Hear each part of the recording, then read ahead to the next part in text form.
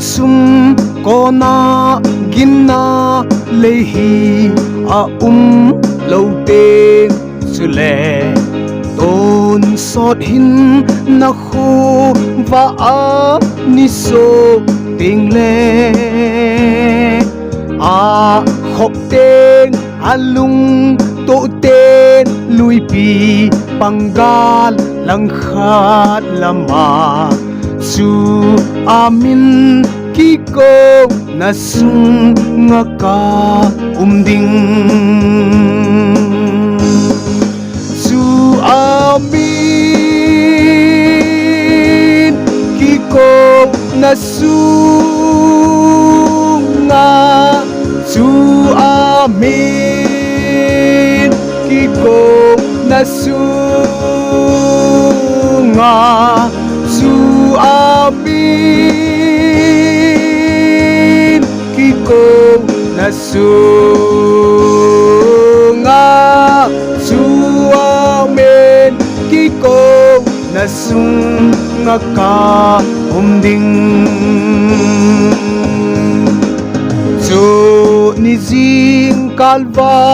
hoiza Kristan mithi atho su a thoki lopi achan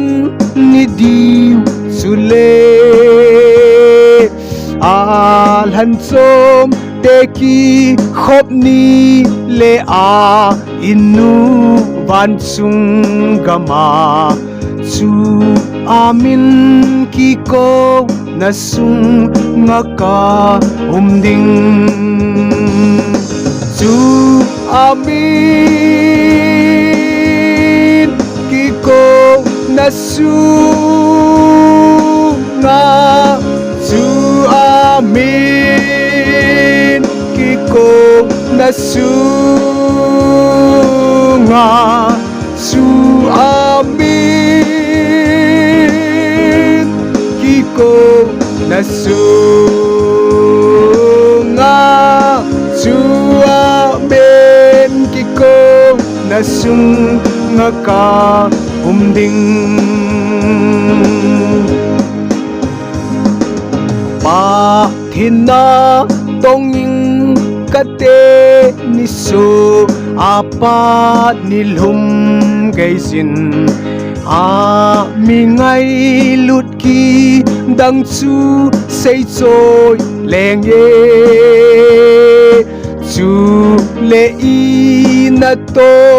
izwa i hin ni kho bul hin ting le chu amin ki ko na sung nga ka ding su amin ki ko na sung nga su amin ki ko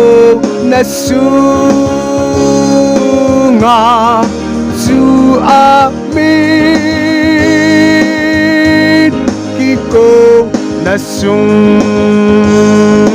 nga su amin ki ko na sung nga ka ding